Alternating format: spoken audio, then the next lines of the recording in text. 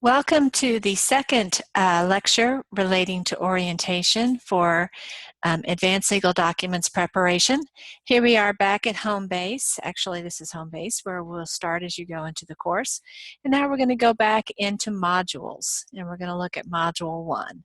Again, you'll be watching something, the second item here, since you've already watched the first lecture. If you haven't watched the first lecture yet, be sure to watch that first, because I'm going to assume some information from the first lecture as we go into the second lecture. In the first lecture, I talked about the boot camp items, but let me spend just a bit more time on the boot camp before we go forward. I'm going to go in and I'm going to go to YouTube. By the way, all of my videos are available on YouTube, so if for some reason you're not able to access them through Canvas, you can always go, and the way to do that is type in LGLA 2333, and you'll see all of my orientations. You can see this first one, which is my first video, and lots of others that you'll be able to see going forward. So this is a way to get the information if for some reason Canvas is down or you just want to see it and skip a few of the hurdles. Going into this, let me go into, I'm going to type in SAT Boot Camp.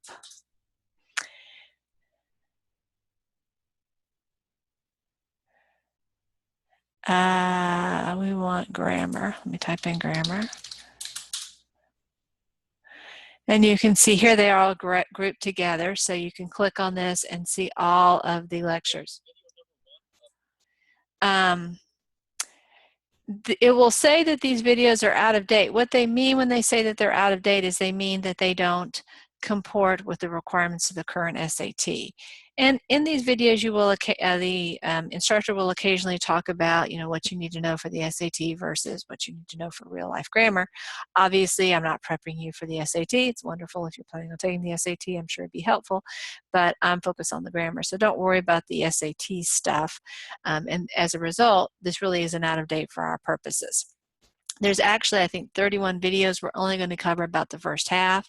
The second half are also very useful. I'm not discouraging you from seeing those. That would be awesome. It's just more than I thought was reasonable for a one semester course. So anyway, this is where you can find them, but you don't have to go there because I have them broken down, these units. So this is the first one, noun basics, but again, you can see it right here. Right here, this is that first video. Noun Basics, SAT, Grammar Bootcamp 1. It'll be the same video. And you can see this one is 6 minutes and 28 seconds. Most are a little bit shorter than that. I think there's some introductory material on that first one since it's the first. And you'll see in most of the modules, we'll be covering two units. Since we'll be covering many weeks, we'll be covering 2 modules, you might have up to 4 of these videos to watch.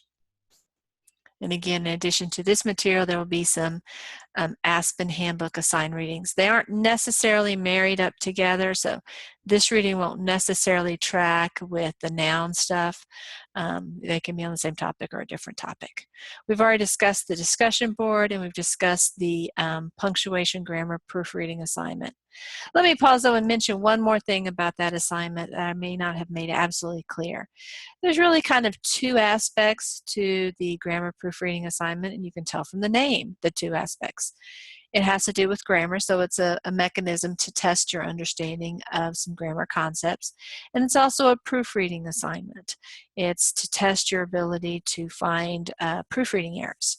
To become an effective proofreader is a really important task for a legal professional to accomplish. Some people are naturally good proofreaders. Some people struggle with that. Here are some tools to think about as you are proofreading. One is to blow up the font of whatever you're proofreading. If it's really big and in your face and obnoxious, it's harder to miss the error. Another is to print it out and actually hold it in your hands. That can be very useful for some folks. A third tool is to read it aloud. It's harder to miss seeing an error if you're actually reading it. A third is to read it backwards. Sometimes when you see words in isolation, you can see the misspellings a little bit more carefully. Fourth is to have someone else read it to you, and they may be, when you hear it read, that may spark some errors or awareness of errors. A final tool is to let Microsoft Word help you out. They will point you to where a lot of errors might be. When you are actually here, you won't, when you go into this Module 1 initially, you won't see this document, but you will see it after the fact. For some of the grammar proofreading assignments, after the submission date, I will post a video where I go through and actually do the assignment and try to replicate how I would have approached it if I had been a student. The questions I would have asked myself, hey, what do I do here, what do I do here, and how I identified the error. And so that can be helpful if you find grammar a little bit daunting. This will help you after the fact figure out what's going on. You may say, well, what do I care after the fact? I've already lost whatever points I'm going to. Well, keep in mind that each one of these assignments builds on the next. This first one, for example, focuses on punctuation. The next one will focus on punctuation and another topic. And then the third will be punctuation, topic B, and topic C. You won't ever not have punctuation be a topic on a grammar proofreading assignment going forward. So even if, even though watching this video isn't going to help you get a better grade on this Module 1 assignment, it will help you get a better grade on Module 2. I've already talked about the orientation quiz, so let's go forward. And we went through the syllabus when we were together last. Syllabus has lots of useful information, including a calendar. If you haven't already, pause right now and write down all of those dates in whatever calendaring tool that you are going to use. You can either go over here to this calendar tool right over here, or you can go to the syllabus and calendar directly from the last 2 pages of the syllabus. We'll click on About This Course. This gives you a little bit of information about the course. Maybe nothing that you really have to worry too much about, but it gives you an overview about what to expect. And then here's a little bit of information about myself. And here is a picture. It's kind of weird having an online course because there will be, here I am, there will be some folks that I haven't actually had the opportunity to meet yet. And so I had a friend who was, who taught online courses pretty commonly at Collin, and she broke her arm, and she was doing an online lecture one day, and she mentioned during the lecture, oh, you know, I broke my arm, it's in a green cast, and she went on with the lecture. Anyway, she was walking around campus that day, and there was this person who was walking by her who she had seen several times on campus, but obviously didn't know the person. And the person stopped her and goes, oh, you're Professor Smith. And she's like, how'd you know? She goes, well, you have the green cast. I just watched your video. And so they met for the first time in the hall, or not in the hall, but in the on the quad at on the campus. Because of that. So anyway, if you see somebody who looks like that, it's probably me, and hopefully you'll introduce yourself. I do want to meet everyone. If you're not able to come to my office hours and you see that face on campus, come say hi.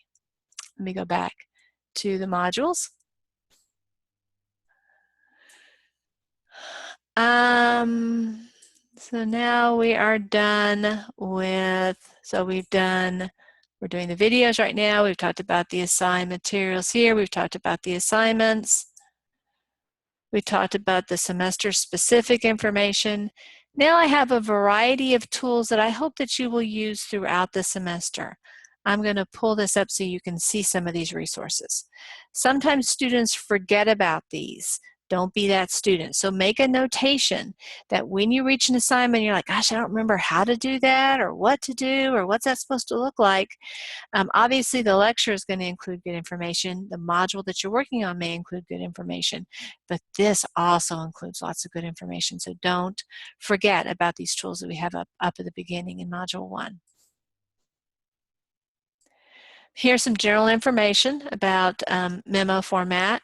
You're going to want to have memorandum or interoffice memorandum on the first page.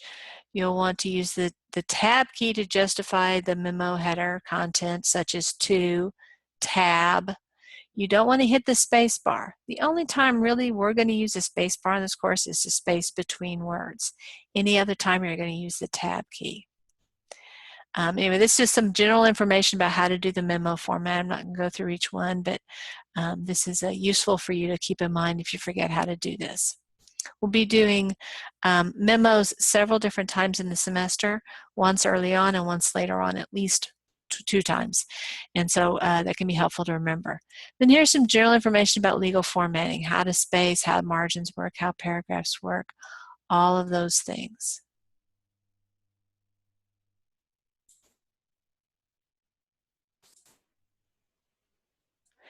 These are proofreading marks. We're not going to use these directly in this course, but goodness gracious, you're going to save yourself a lot of heartache if you learned these proofreading marks. For one thing, if you are assigned a secretary who will type your documents or correct your documents, it's traditional to give your secretary documents with these proofreading marks on it. It makes it a lot easier for you to communicate the changes that need to be made. It makes his or her job a lot easier, the secretary's job a lot easier to put those changes in. It also makes your job easier even if you're your own typist, and in most cases you will be. Most attorneys and paralegals enter their own changes these days. So learning how to make these marks can really improve the quality of your life. Will you have to do them in this course? No, but learning them now will save you difficulties in the future. So I encourage you to think about doing that. When you get to legal writing, at least if you take my course, you will be asked to make these proofreading marks from time to time. So you definitely will work on that. Here is just some other pointers that you'll want to make sure. I see a typo here. There should be 5 points. I changed it from 10. So there may be some details here. By the way, if you find an error, send me an email so I can correct it. There's a lot of data on this Canvas course, and sometimes I miss updating it, and I really do appreciate your help if you let me know about errors you see. I'm going to get out of this right now because we'll talk about effective emails. We have a whole module on that topic. And that's the next module, module number 2. Okay, so we have covered everything other than the orientation materials, which is what we're going to be covering right here. But before we get to that, I'm just going to go and show you one particular module. Module 2 is a pretty typical module. We're going to have a PowerPoint.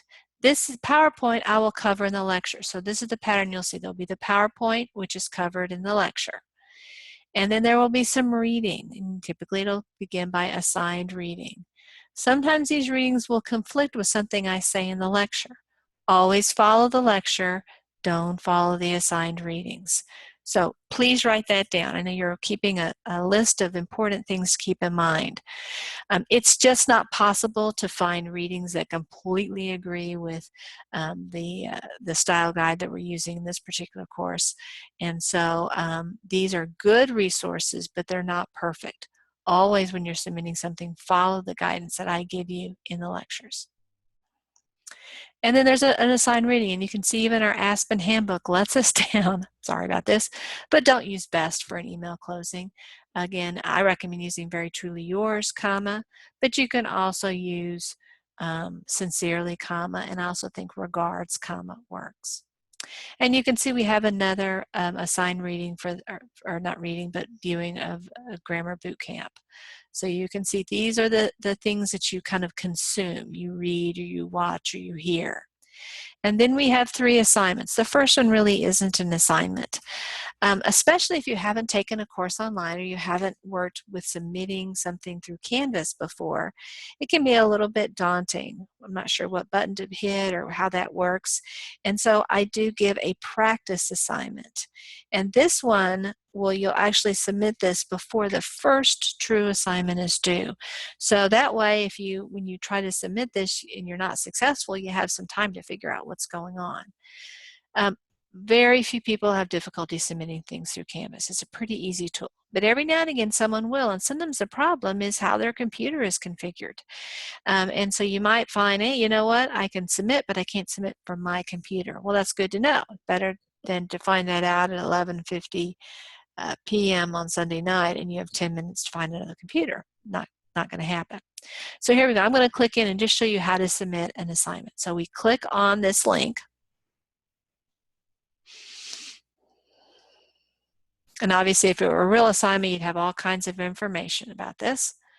Now I'm going to click on this button, Submit Assignment.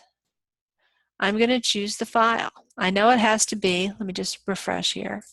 It has to end with .doc or .docx. So I'm going to pick a document. I'll go into some other file. I'm going to use this one. I can see that this is a Word document because there's the W here. Open, and I can see here it's a .docx, so it works. It's one of the two formats that you can use. And I'm going to hit Submit.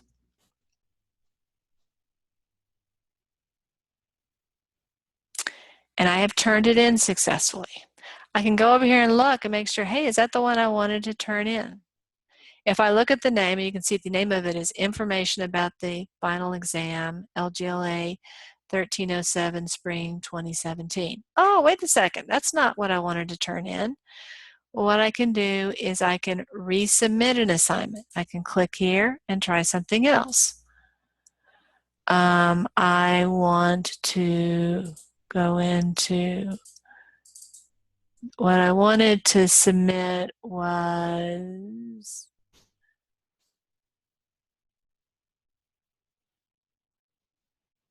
let me find something.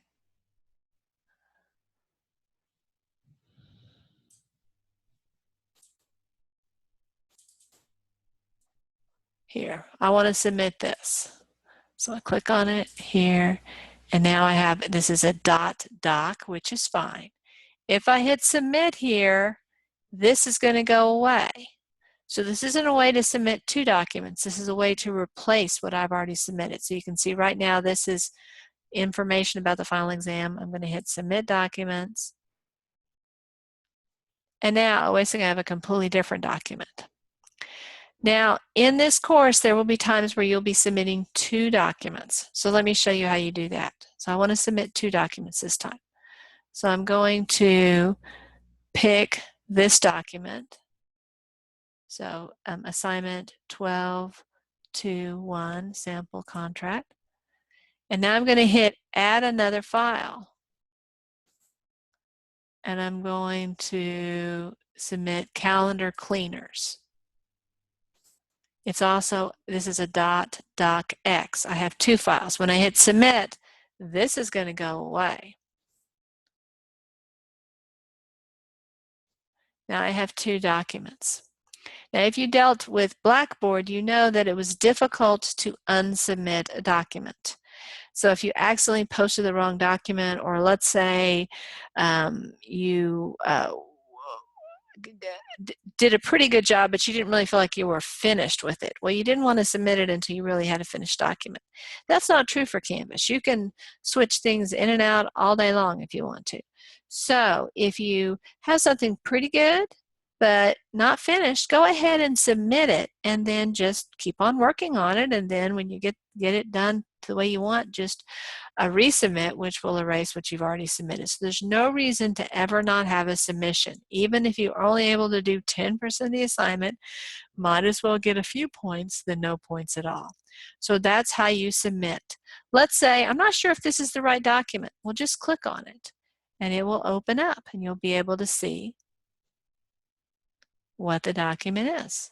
Here is the document. Is that right? Okay, well, let's assume it is, and it's good to go. If it's not right, then I will do the resubmit thing. So I'm going to go back to modules. That's how you do the practice assignment. You don't have to do it. About a third of the class will, 2/3 won't. No reason to do it if you feel confident about how to submit things via Canvas. Then there's the discussion board, which we've already talked about, how to participate in that, and we have our email assignment. Now up here we had a grammar proofreading assignment, but we did not have an actual document assignment. We call these document assignments. You're actually going to create a document. So let's go ahead and open that up and see what it looks like. So here's some instructions. You can see again it has to be the .doc or .docx. I'm going to click on this. And here's some instructions about how to do it. Again, when you're doing this, and again, if you haven't written this down, please write it down. When you are preparing these assignments, be watching my video. Where do I find the video? Let's go back here in modules. I'd recommend that you have the PowerPoint open and you be watching the lecture and have your Word document open. And as you're learning stuff about how to do this, then you're going to do that part of the emails and you'll pause my lecture for that portion so you can multitask, be most efficient with your time. So that's an example of an assignment. You can see that assignment discussion boards are worth 5 points. Email assignment or all the document assignments are worth 30 points. And the grammar proofreading assignments are worth 20 points. That is not the percentage. The documents are worth 50%. The grammar assignments are worth 10%. So don't think that reflects their level of the weight necessarily. Okay, so that's how a module works. A common point of confusion that some people have is that they think that all of the things in a particular module are going to be due at the same time. That's not true. You can see here for this particular module we have 3 different due dates. The discussion board is going to be the first due date. Then the other 2 assignments, this one is weird because we have this practice assignment, so that's kind of an exception. But typically you'll have 2 due dates within every module. One for the discussion board, which will happen at the end of that week, and then typically, or the Sunday 11:59. Then the following Sunday, 11:59, any grammar assignments and any document assignments will be due. The way I like to think about it is that the module really closes on this first date, the June 5th date, the Sunday date, but I give you 1 week of grace period. Actually, it looks like I'm giving you 2 weeks of grace period here.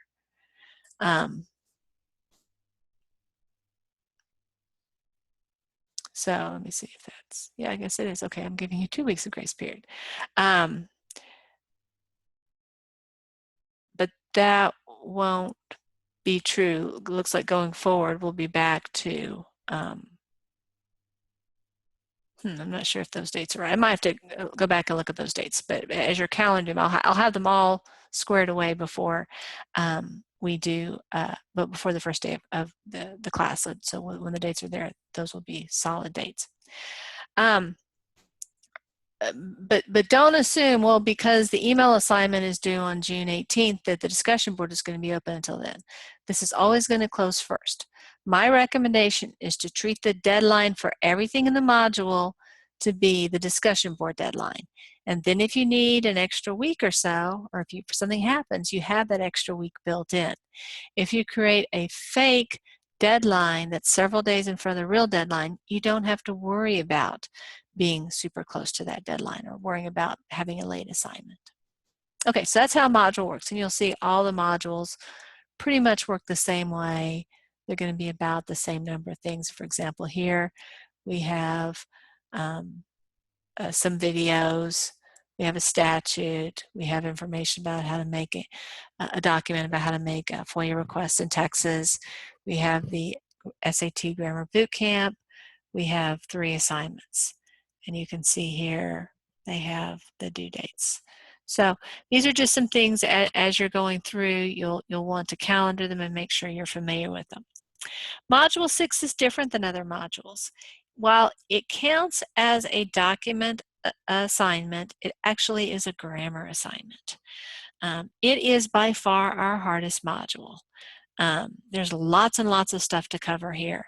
And so I encourage you to work ahead. In fact, if I were you, especially this first week where things are a little bit light in terms of work, is you may want to dive in a little bit to grammar, module 6, especially if grammar kind of makes you a little bit nervous, and get started on it earlier.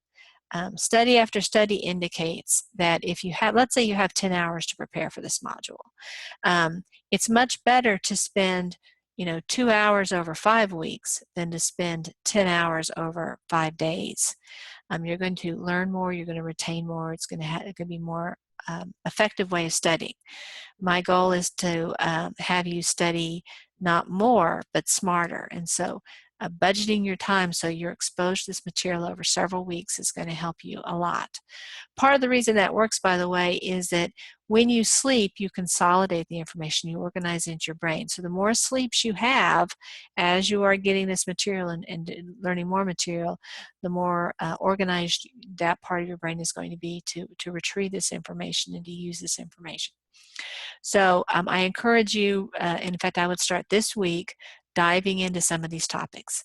Now, what you need extra support on is going to be different than what someone else needs extra support on.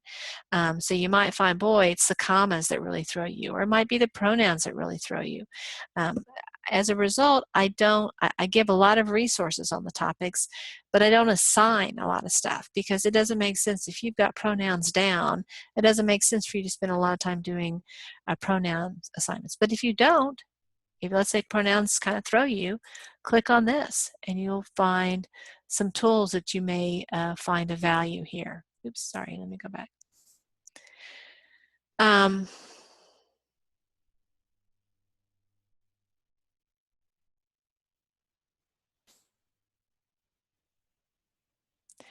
Then below here, you'll find various resources on various topics. So for example, well, let's say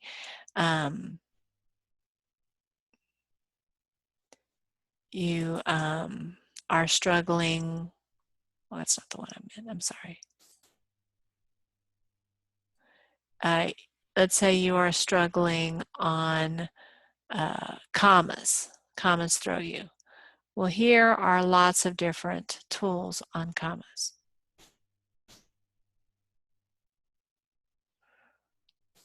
Literally website after website, and many of them are exercises. And most of the time when there's an exercise, they will tell you whether your answers are right or wrong. So lots of different things to work with.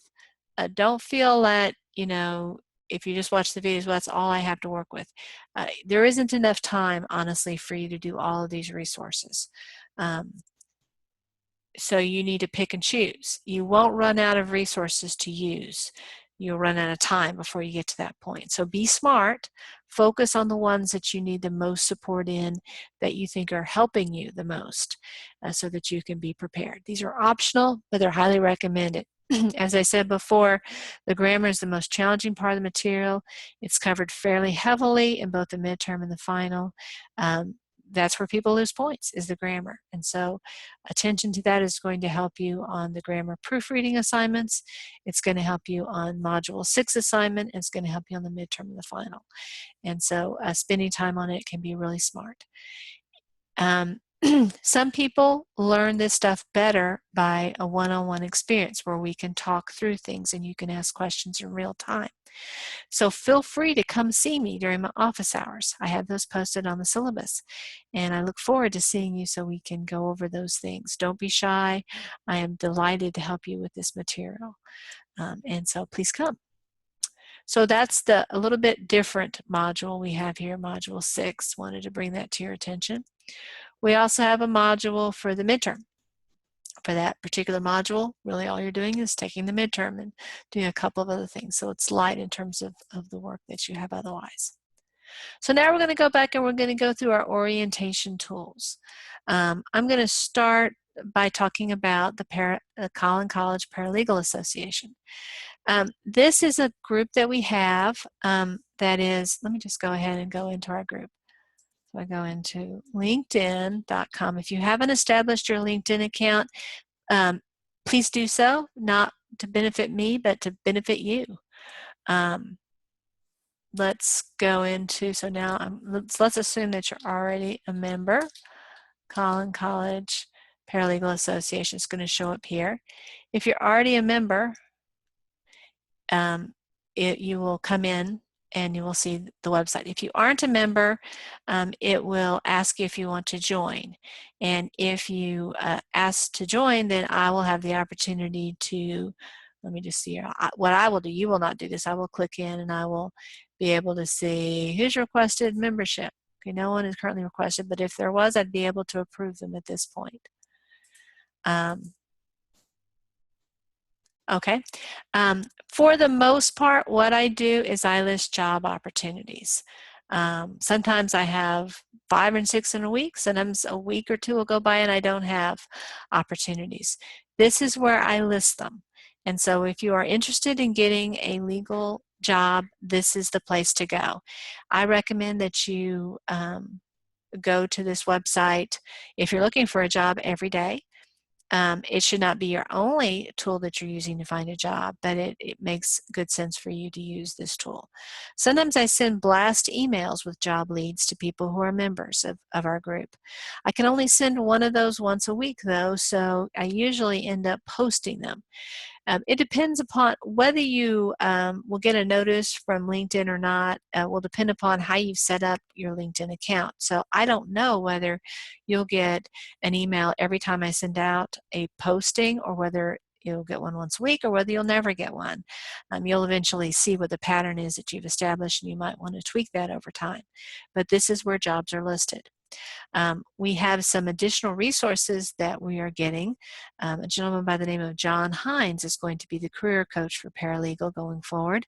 We're very excited to have him, and he will also be somebody who may be sending you information. Again, right now the plan is to use LinkedIn Collin College Paralegal Association for that. So if you haven't joined this, please do so as soon as possible. You joined it for the job leads, but there's other information I post here. You don't have to, it's not a requirement for the program, but it is highly, highly, highly recommended. Actually, it's highly recommended even if you're very happy with your current paralegal position and you have no interest in getting another job, because legal professionals use LinkedIn. It is the currency, the way that people advance their careers and legal careers. Not a week goes by that I don't get a job lead, that I don't get some particular employer expressing an interest in me. I'm not saying you're going to have that experience in the first few weeks or years of your career. I've been practicing for a very long time, but LinkedIn is the method that is oftentimes used in this environment. And so it's also the way that you can establish and maintain professional relationships. There'll be lots of people that you meet in your career, and having those contacts can help you when you're trying to find local counsel in a different city, when you're trying to find out how a judge is to work with in a particular case. All that kind of stuff, you're going to be using that circle of contacts that you have, and you want to make sure that you maintain that, develop it, cultivate it, and this is one of the really important tools to doing it. So I highly, highly encourage you to join if you haven't already. If you have difficulties joining, and LinkedIn sometimes makes things unusually difficult in my experience, send me an email, and once you've joined LinkedIn, I can send you an invitation to join our particular group. So let me know if there's any challenges. And of course, you can always come to my office hours and I will be glad to set up your whole account for you if you'd like. It's free. LinkedIn will try to sell you a premium membership. You don't need it, in my opinion. There's no reason to pay LinkedIn any money. Okay, so we're back to our module. We've talked about how to join. Here's information about how to participate in the discussion board. And here's, again, you have the 3 weekly posts.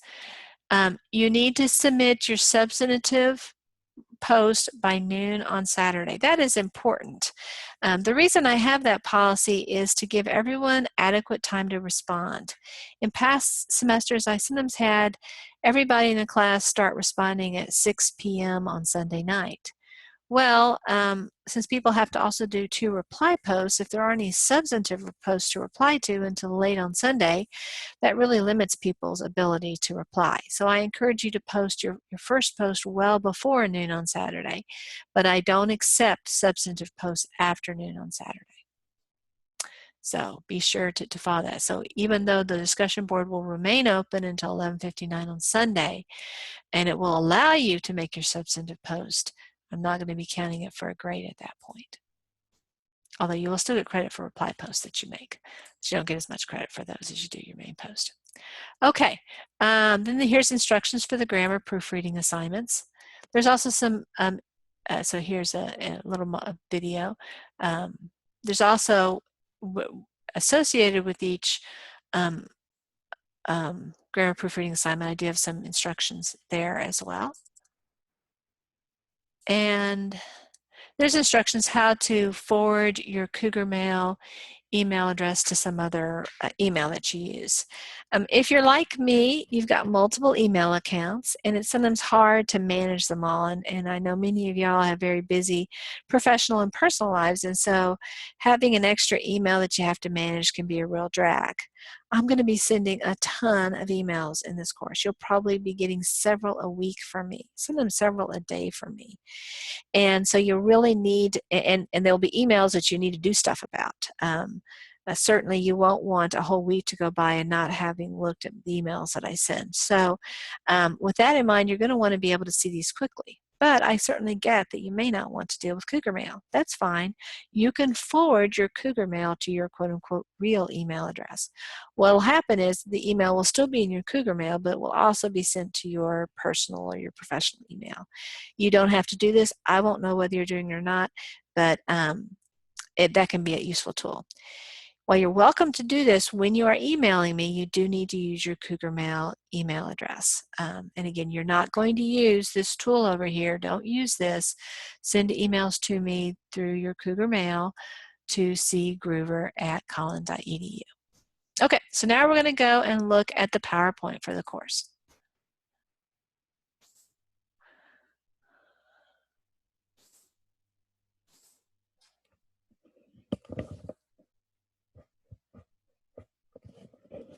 A lot of the information in this PowerPoint will be stuff that I've already talked about, so we'll be able to get through this pretty quickly.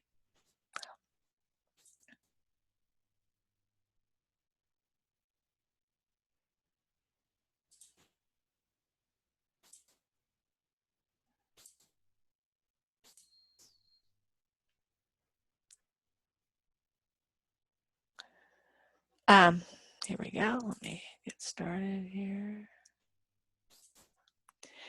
If I haven't said it already, I apologize. I should have. Welcome. I am really excited to be teaching this course. This is one of the most practical courses, but I would say it is the most practical course we offer in the program. At the end of this semester, you will have several gorgeous legal documents to put in your portfolio. Many times students have come to me and said, Professor Groover, when I went to that job interview and showed them that divorce petition that we prepared in this class, they were wowed by it, and that's how I got the job. That is a very common occurrence. This is more than any other course. This is your ticket to employment as a paralegal.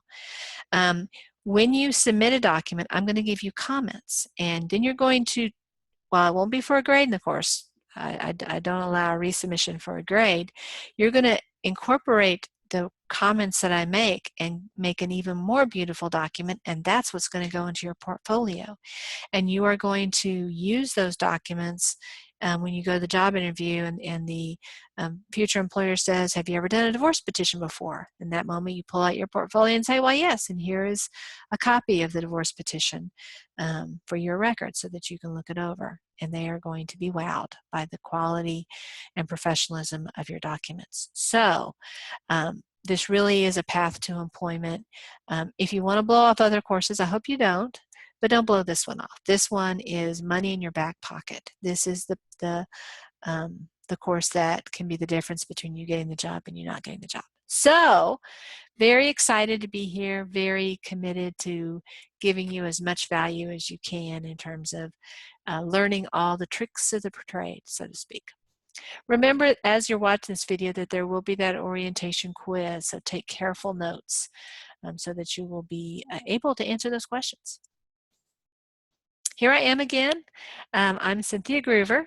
I have been practicing law since 1990. I began practicing in a large law firm in Houston, and then I went to work for a corporation. Legal professionals call that going in-house. I worked for JCPenney up until See, I worked at Baker Botts for about 3 years, and then in '93 I went to work for JCPenney, and I worked there until 2010, so I worked there for 17 years. And I have been at Collin since 2010. So very much enjoy all aspects of my career. My main area of practice experience is labor and employment law. Like many areas of law, labor and employment law allows you to have what's called a litigation practice or what's called an office practice. And I had both. There were times I was a litigator and times that I gave advice. I am, as I said before, I've been here since August of 2010.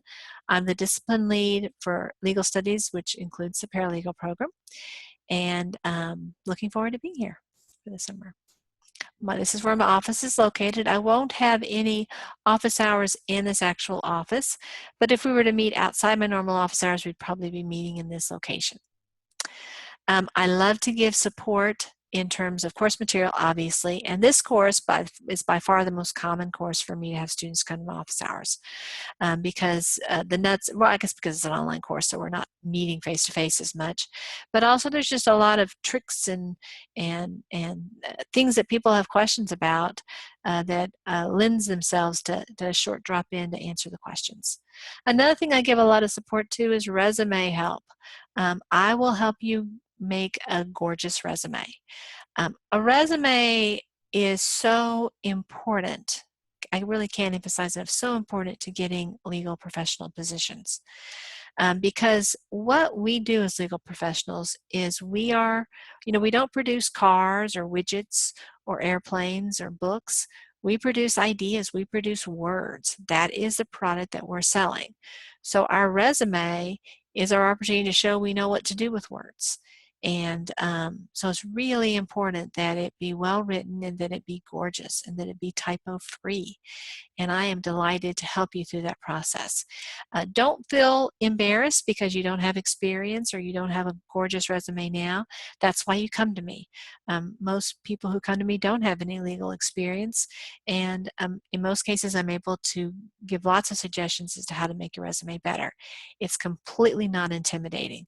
The one thing that I would ask if you are coming for resume help is to have at least some kind of document that you can email me or bring with you, ideally in electronic format, so that we can start manipulating stuff around, days, courses you've taken, jobs you've had. And don't worry that it's not a legal job, even if it's, babysitting or McDonald's or something like that. We can use that information in a way that's going to connect it to the position that you're looking for. And of course, you'll look on the syllabus for this course, which is posted on Canvas to help you find my office hours and how to connect in that way. We only have one required textbook. You probably already own it, and it's not an expensive book. So those are some good facts about it. We always are trying, just so you know, as a program, we're always trying to figure out ways to save students money. We know that the major expense, even more than tuition in our program, are textbooks. So we're always looking for ways of reducing that cost. And this is one of the courses that we've chosen not to have a textbook. As a result, we don't have a nice book that we can give all the documents to. So it requires a little bit more work from your perspective, but we think that the materials that we post are probably more useful than what you might find in a book, and we're saving you $100+. So that's kind of our philosophy. If you want to look at form books, there are some available on the Spring Creek Library, and I also have some in my office. These are not books you'd want to purchase. They're quite expensive. One of the things that make our online courses different than some others you might have taken is that we have a lecture for every single topic. Not always 3 hours of lecture, but many times more than 3 hours of lecture. So we try to cover the material and try to, as much as possible, replicate the classroom experience. We do that because we want you to get the most bang for your buck. You're paying hard-earned money for you to be taking these courses, and we want to give you a lot of value. We also do that because the ins and outs and showing you how to actually make stuff work is hard to explain with words. It's much easier by showing, and so that's an important part for us. So the lectures really are the major learning tool we have. Please don't try to complete an assignment unless and until you've watched the lectures. So if you would, if you're getting out your notes, write that down. Watch lectures during or before you complete assignments. I've had students who haven't watched the lectures, and it's very obvious when they haven't watched the lectures. You may be thinking to yourself, well, gee, I already work as a paralegal. I know how to do all these documents.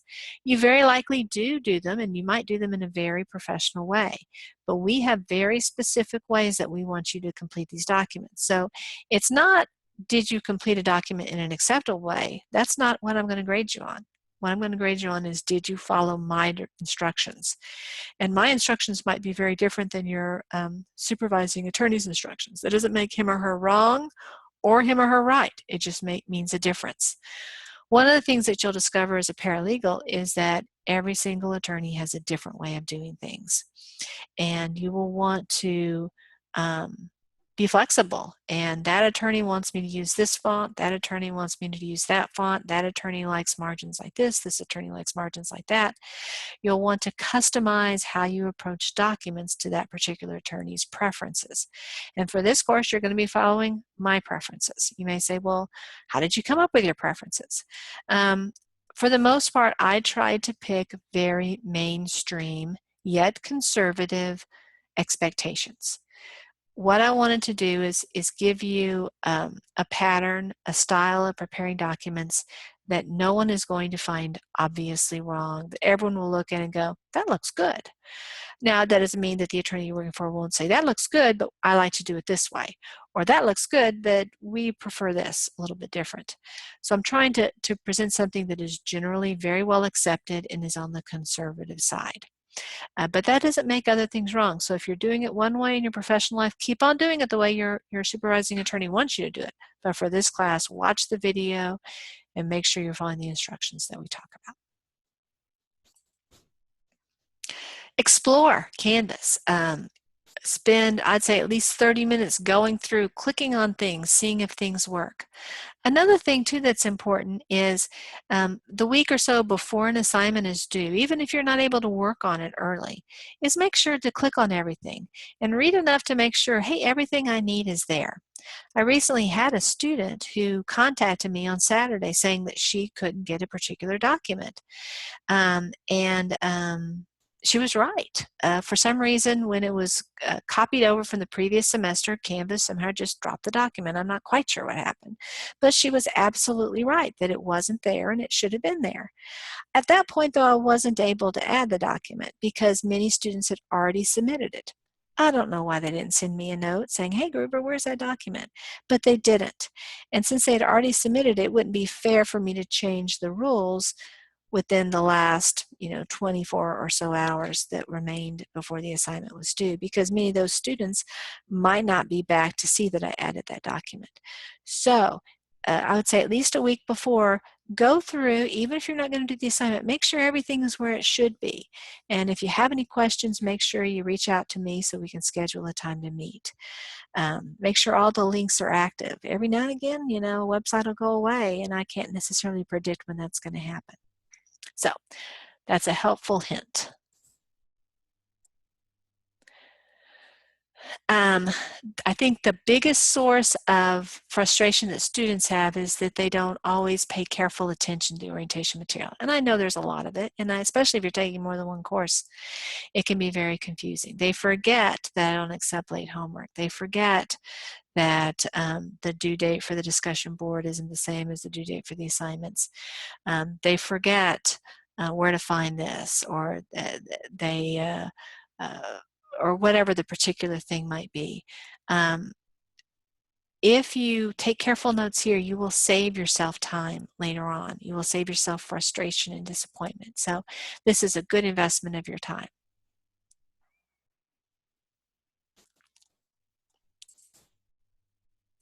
Here's some information about how to maneuver in Canvas. this can be helpful, especially if you haven't taken an online course before, you haven't done much about Canvas. This isn't the only tool that Colin has for Canvas. You're also welcome to come to my office hours. I am by no means a Canvas expert, but I do deal with it pretty frequently, obviously, in my responsibilities as an instructor. So I'm happy to help out to the extent that I can. This is so true. I know instructors always tell you this, and it really is true. Most of the questions I get, the answers are on Canvas. That doesn't mean you shouldn't ask the question, but just be prepared that the likely response is going to be, thank you for your question. You'll find the answer in the orientation materials. Or thank you for your question. You'll find that answer within the assignment. Again, I try to do that. I'm not trying to be smart alecky or negative or anything like that. But again, this course is about helping you become autonomous, because in the working environment, you're going to have to find this stuff on your own. And I have created a relatively small universe where you're going to find the data that you need. And so the experience of digging in and finding it is an important part of the assignment. If you can contact me and say, what am I supposed to do here? And I give you the answer, yeah, you can apply that answer to this particular assignment and get a point or whatever. But that doesn't help you in the real world. When you have that assignment, you don't know what to do. You haven't developed those skills of finding, diving into the material and getting those answers. So you're welcome to email me. I hope you do. But just remember that unless it really is something I haven't thought to cover, I'm probably going to point you to the materials that you already have.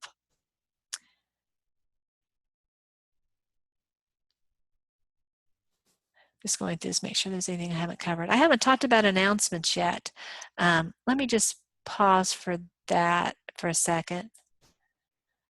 Here we go. I'm going to end the show here. Okay, so we're going to go over here to announcements. I'm going to actually leave the student view. Right now we don't have any announcements. I'll just show you what your announcements would look like. There would ordinarily be announcements here. I'm going to leave student view and I'm going to show you the announcements that I imported them from last semester. These aren't all of the, I actually sent quite a bit more of these announcements. I culled the ones that weren't relevant for future semesters. Anyway, so these are emails that I send. And so you'll be able to find them in the announcements once I send them. I don't send them all at once. I send them as we progress in the semester. And I also rewrite them. So the information obviously from the spring won't be exactly the same information as the summer. I also send the announcements to your Cougar mail. So when I've graded an assignment, for example, I'll send an announcement. Or when I give you information about a midterm or a final or some other change in process we're going to do or something like that, I'll send an email. So you'll find those both in your email as well as in announcements. Please look here regularly. This is really important. As I said before, this is really a build skills that you learn, and we constantly build on them. If you don't master the material in Module 2, you're going to have a lot of heartache when we get to Module 5. You really have to have gotten that material squared away. It's okay if you didn't get it squared away when you submitted your assignment, because you'll have that second chance afterwards to go in and see, oh yeah, that's what I should have done. Oh, I understand how to do that now. That's okay. It's okay to mess up on an assignment as long as you learn the material afterwards. You'll have that information. And once you get it, once you get my comments, once you get my example of how to submit it, and you're still confused, no worries. Come see me. We'll work through it. You won't leave until you feel like, oh yeah, I got this. That's what I want. That's what we're working for. And that is a very achievable goal. Okay, so let's go back to our PowerPoint. Again, a reminder, I do not accept late submissions. I recommend that you visit the course at least 3 times a week. You'll need to make 3 posts, so you could do that as your 3 visits. You'll need to make it 2 of the posts you can do on the same day, so you just need 2 from that perspective, but you'll also need to post at least 1 assignment, and you'll need to watch the video, and you'll need to read the various assignments. So you'll probably end up visiting quite a bit more than 3 times a week, but at a minimum, visit by Tuesday. These are the guidelines, by the way, I have for people who are in the long semester, the fall or the spring. Given the fact this is summer, I'd say at least 3 is conservative number. I'd plan on visiting virtually every day. You're going to want to check the announcements and also the discussion board to make sure that you are keeping up to speed with those. Make sure your substantive post, your initial post, you post by noon on Saturday.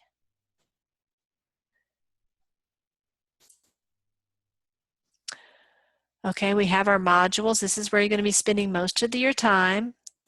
The modules, hopefully I've organized them in the way that will help you easily to find the due dates.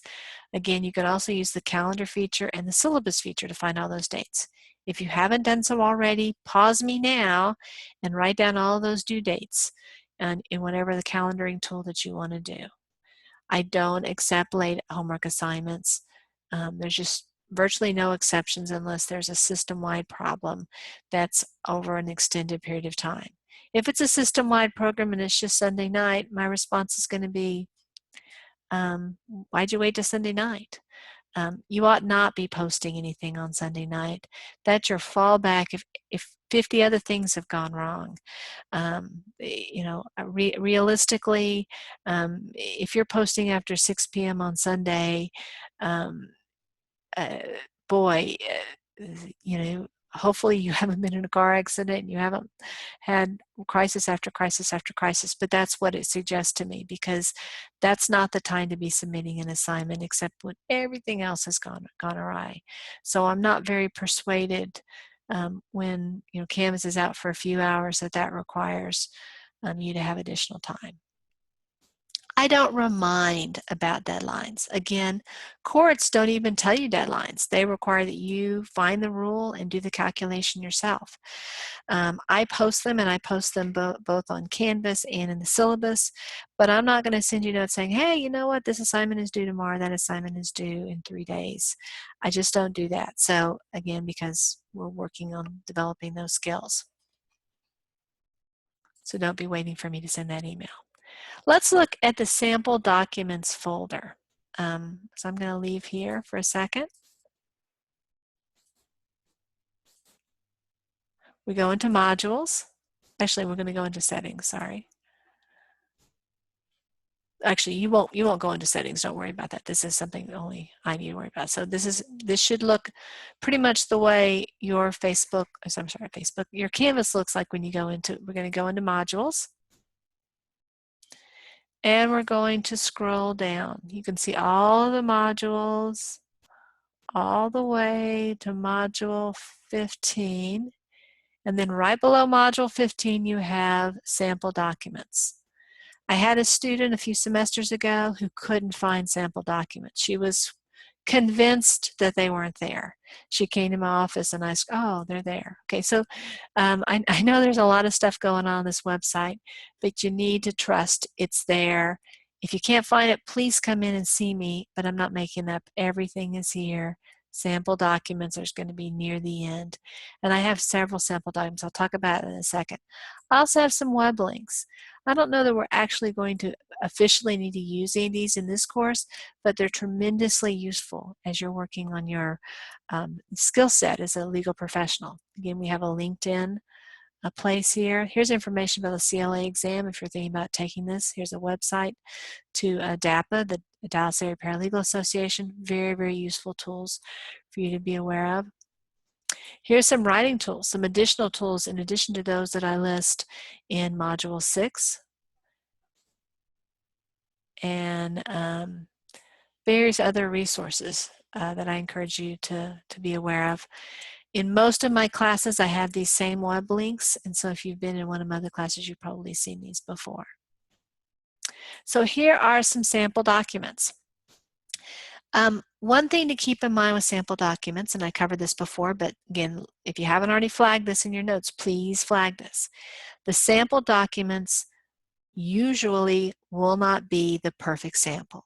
Let's say you're filing something in Oklahoma State Court. Well, I'm not going to give you a sample from an Oklahoma State Court because, you know, that requires basically no skill other than typing to replicate that caption. That's not a college level skill. That's not a paralegal skill. That's a legal secretary skill. So I'll give you a caption from Wyoming, and then you'll have to marry that information with other information. Maybe I'll give you a caption from Oklahoma that's relating to a very different subject.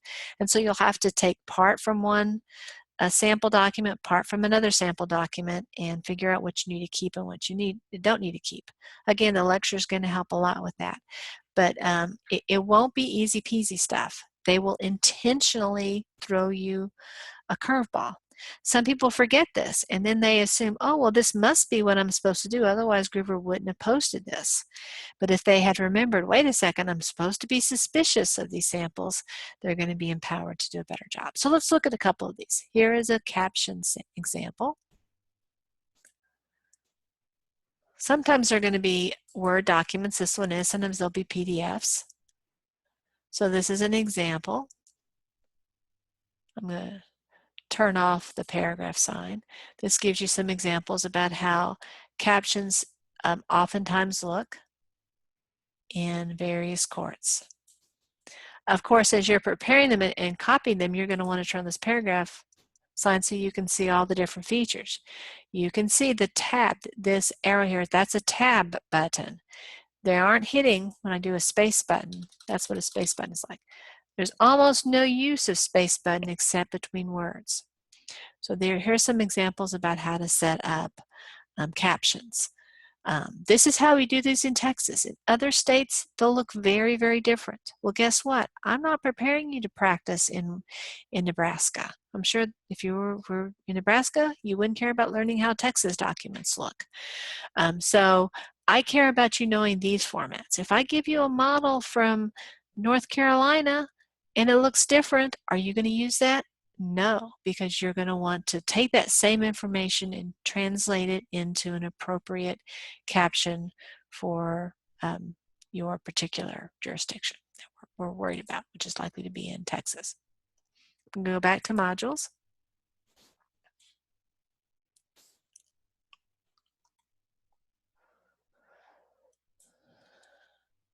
Here's an example of a letterhead. You'll be using this letterhead from time to time. A letterhead is going to go at the top of a document. You don't ever want to change the letterhead of your employer. This is its marketing statement.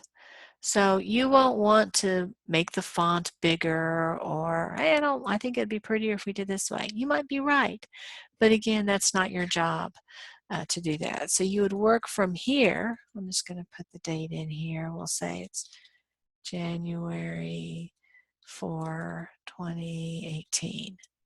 I'm going to not make it bold. So that's an example. Again, you notice I didn't use the space bar, I used the tab bar to get it over there. And then I might do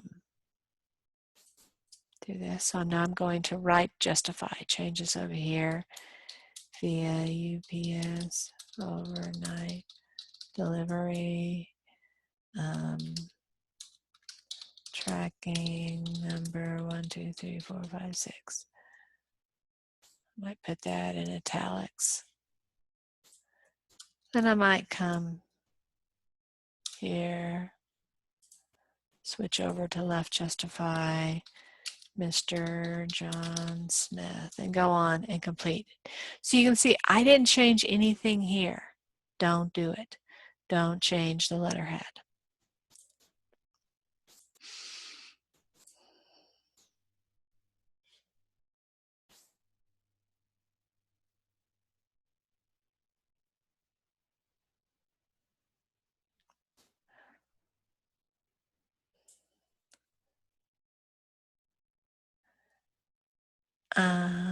Anyway, so there's some other examples, but keep in mind they're all not going to be from our jurisdiction.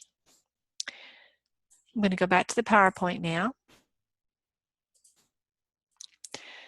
While these samples can be very helpful, some samples are intentionally not identical to the topic of the assignment. Part of your role as paralegal is to adapt modules to your specific needs. They may be on a different subject, they may be on from a different jurisdiction. And so flag this, put a big X or star next to your notes to remind you about this when you get to that particular place in the semester. Exigent circumstances. The bottom line is it's hard to imagine that there's going to be any exigent circumstances. A computer problem isn't an exigent circumstance. Being sick isn't going to be an exigent circumstance. If you have some debilitating situation that comes up, probably what's going to be most appropriate is going to be for you to withdraw from the semester. Because deadlines are a really important part of this course. It's really not fair to excuse you from deadlines because of some situation that you've experienced, because again, that's a major part of the course to have those deadlines. That's what's reflecting the paralegal experience, because paralegals are under lots of deadlines. That's kind of the nature of the business. So in most cases, I'm going to encourage you to withdraw from the course. If we're past the withdrawal date, then I will be willing to work with you, but we'll reestablish some deadlines once you're back on your feet and able to complete the tasks.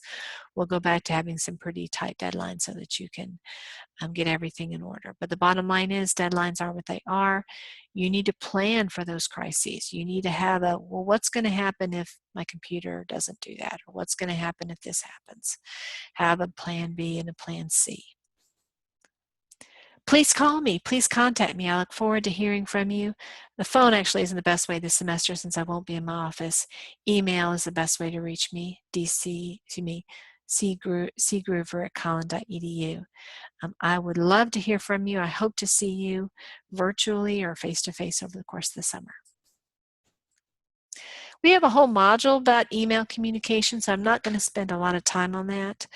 If for some reason you need to reach out to me before we get to Module 2, and actually that's this week, please spend a little bit of time looking at Module 2 before you reach out. There's specific guidance about how to approach emails and how to handle that. What I want us to do is get in the practice of following the email guidelines we have for professional legal communication within this course, so they become second nature to you.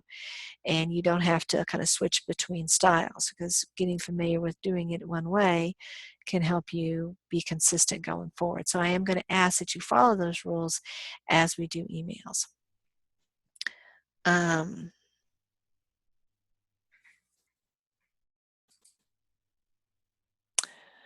Here's a couple of just really brief pointers in the event, let's say you can't open the email lecture, you can't open the email PowerPoint, and you need to email me before then. Here's a couple of things. You want to have your subject line indicating what is the nature of your address.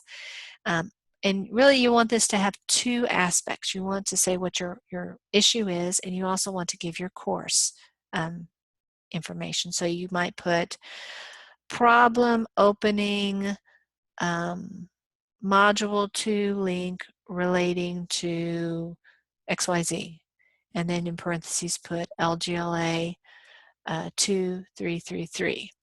So that gives me a specific guidance as to what the topic of your email is and what course you're in. And then start with the greeting. This is the best one to use, Dear Professor Groover. Obviously ending it with a colon. A comma is for personal communications, not for professional communications. If you want to write out Professor, that's fine. A complete and thorough explanation that contains few, if any, typos. Ideally, no typos. Things happen and people miss typos, I get that, but really we ought not have any typos in our communications. You ought to write out all of your words, have appropriate punctuation. A good practice when you're composing an email is to write it, step away for 15 minutes, come back and look at it. Ideally have someone else look at it because they may be able to see an error that you can't. You can also run it through Word to see if they spot an error so you can translate it into that point. Please don't send me emails from your cell phone. Those usually are riddled with typos and just don't look good. Just don't create the professional impression that you want to make. It's very difficult with that little keypad to not have the typo. So I would just say let's do it from a computer if you're going to send me an email. And then you're going to want to include with your full name and any contact information. Ideally, of course, sending it from your Cougar Mail.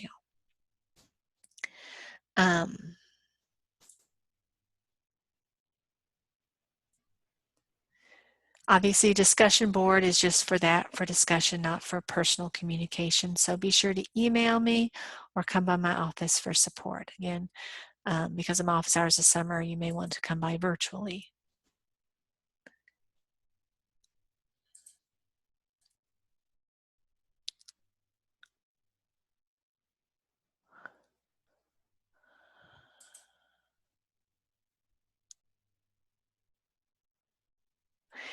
Okay, when I get an email from students, there's a couple of different ways I might respond. One is I might respond to you individually.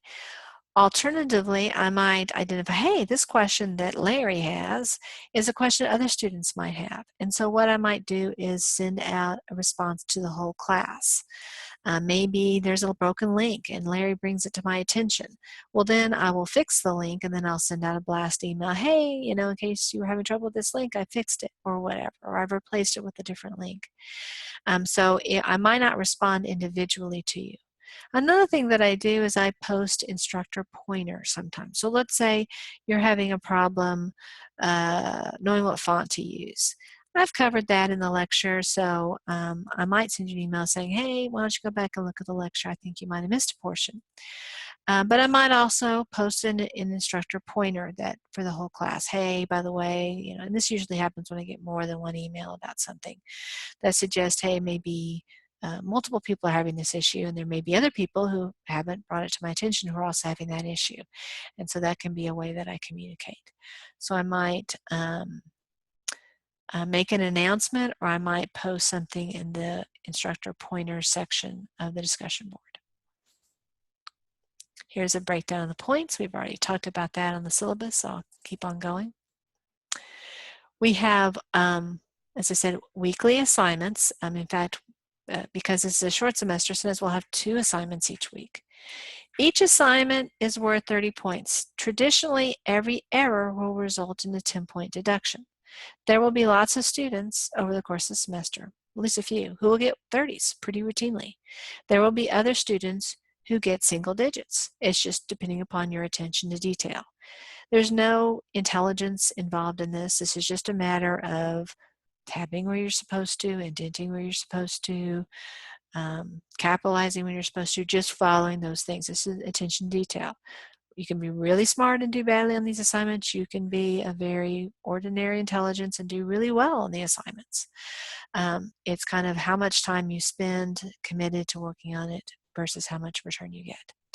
If you aren't very familiar with Word, and this is something that you'll need to work on, not just for this course, but more importantly for your career, come see me. I'm happy to help. I'm happy to walk you through these processes. So every time you make an error, it's typically a 1 point, sometimes a half a point deduction. Sometimes it's more than that depending upon the error, but that's usually the case. So you can see if you forget to indent something, you're down to 29 points. If you forget to capitalize something, you're down to 28 points. Some silly errors can cause you to lose a lot of points pretty quickly. The English convention, the proofreading assignment, you start out with 20 points. This one's a little different though, in that while for these assignments, for the document assignments, you start with 30 points and I subtract. For these, you start with 0, and every problem that you correctly fix, you get a point. But you can lose points too if you forget to do something. If you, for example, forget to strike through stuff you're removing, or you forget to use red or bold. Or let's say you create a problem that was not in the original document. So this is where you'll add points. And even though 20 points is perfect in virtually every submission, I think there might be 1 or 2 that this isn't true for, but most of the assignments, you will be able to get significantly more than 20 points, sometimes 27 points if you catch some additional errors. So those are some things to keep in mind, but 20 is considered a perfect submission. And again, I'll routinely have students who get above 20. I'll also routinely have students who get single digits. These are harder. These require more attention to detail, more mastery of the material than the document assignments. If you're struggling with the grammar, come see me. I promise you, if you come and see me, you will get a good grade on the next submission if you're willing to spend the time working with me on it. That's your decision whether you want to or not, but don't think to yourself, I can't get good grades in this class. It's your choice whether you want to come see me and work on it and invest the time and the energy to do it. I understand if you don't, but don't think that that's not a realistic option. Everyone in this class can be very successful. Just depends upon whether that's your focus for this particular time. I talked about ProctorU. There is an ethics module at the end of the semester, and we will cover particular issues relating to document creation. We'll also talk about ethics issues really at various points in the semester. It won't just be in that final module. Again, just as with the midterm or the final exam, you're welcome to use ProctorU if you would like. You will be taking the midterm and the final examination, whether you do ProctorU or take it in the testing center.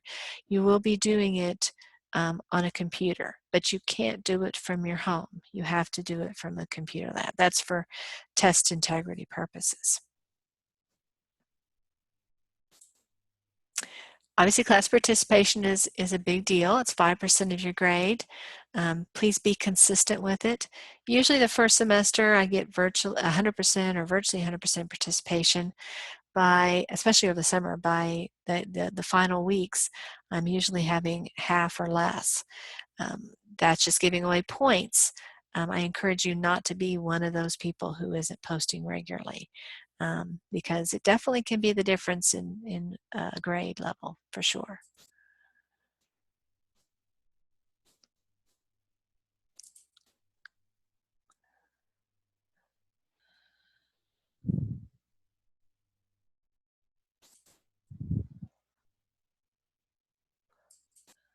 Let's see if there's anything else we need to say here.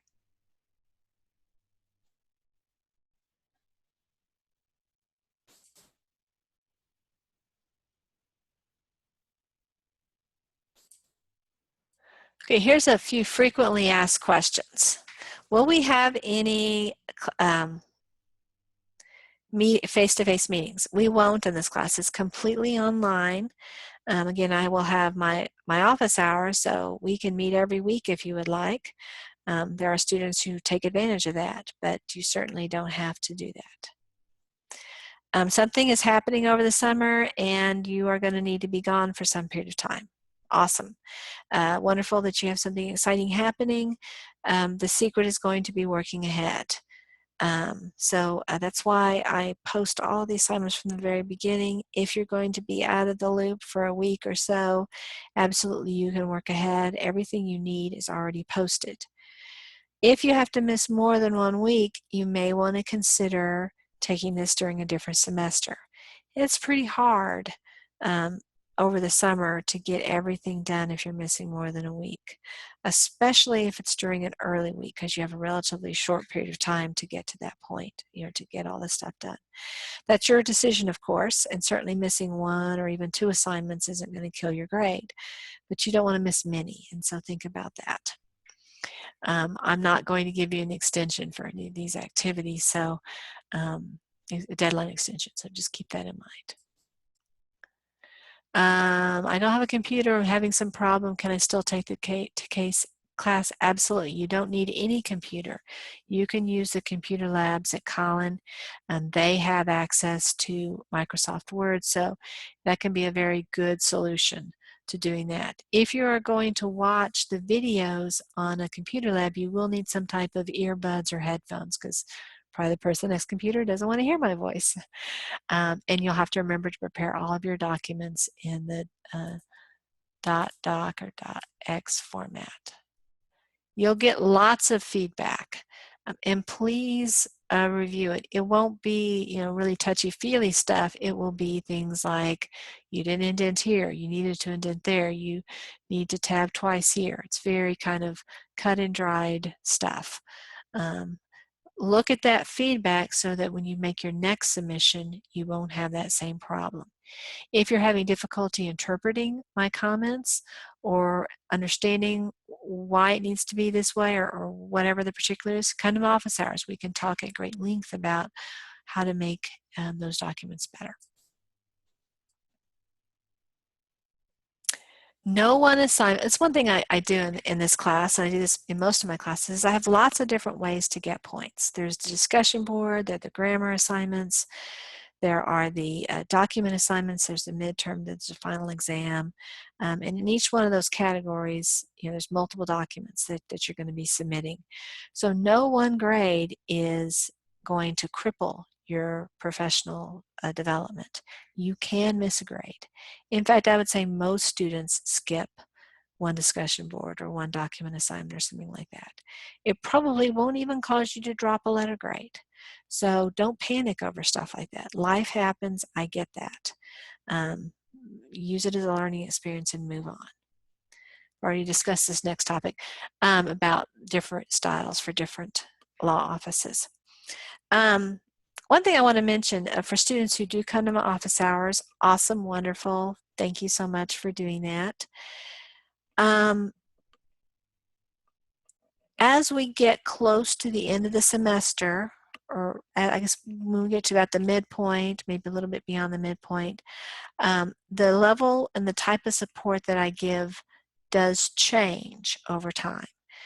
Because initially I provide a tremendous amount of support, and then I want you to be developing to the point that you're doing most of the work and I'm checking and showing you, oh, there's that little detail you forgot.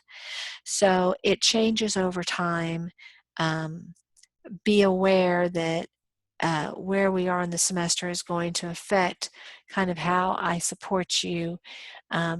If you go to see me the first week of the semester, that will be a very different experience than if you were to go to see me the last week of the semester. I mean, I'll be fun. I'll be it'll be a fun experience either way, but I'll be expecting a more independent work as we progress in the semester. I've already talked about sample documents. Okay, so sometimes I get questions about some problem has happened with Canvas and then you're not sure if it's posted. I think I showed you maybe during lecture 1 how to see what is posted on Canvas. But still some people are worried. Well, I had a bad experience with Canvas or Blackboard. I'm not quite sure it works. Will you send me an email to confirm receipt? I don't do that, but I'll tell you what you can do. What you can do is before the deadline, before 11:59 p.m. on that Sunday, is you can email the document to yourself. So what you would do is you would send an email from your Cougar Mail email address to your Cougar Mail email address, and you would attach whatever your document is on that document. Then you'd hit send, and you do that before the deadline. If somehow or another something freaky happens with Canvas and it somehow or another deletes your example, and that's never happened that I know of, so I'm not saying it's something you need to be worried about, but you know, gosh, stranger things have happened in life. So that happens, and I'm saying to you, I just don't see your submission here. You can't grade something that's not here. You've missed the deadline. At that moment, you can say, but I have the email I emailed myself. You come into my office, you show me the email, I can see the timestamp, I can grade that submission. The odds of us needing to do that are minuscule. There's no need to do that. But if it helps you sleep at night to do that, that can be an approach. Please don't ask me, though, to send an email to confirm it. I will refer you back to this lecture, and then you'll have to listen to that to get your answer. But the answer is I don't do that, but you can email it to yourself. Well, I've already covered this one. Here we go. I missed a deadline. Can I turn in late work or do some extra credit? No, we don't have any extra credit in this course, and I don't accept late work. Now, I will give you a caveat with respect to that. I don't accept late work, but I do grade late work because you are trying to develop that portfolio. So even though you missed the deadline for submitting your divorce petition, let's say you want your divorce petition to be in your portfolio. I'm delighted to provide you all those comments. You'll still get a 0 on the assignment in my gradebook, but I will tell you everything I would have told you if you had submitted it on time. So it won't count for a grade, but you're welcome to submit it for that purpose. How do you make a good grade in this class? Here are 11 suggestions. Okay, study the orientation module to make sure you know how to proceed. Read the directions carefully. Ask questions when you don't understand. Use the sample documents. Pay attention to details. Proofread carefully. Complete work by the due date. And with respect to this, the calendaring thing. Calendar everything. Don't wait until well, don't wait anytime. Pause me right now and calendar. And don't just put the due dates, but have a plan. When are you going to complete this assignment? Thinking to yourself, well, it's due on that Sunday, so I'll start it on that Sunday is not a good plan. That's not a workable plan.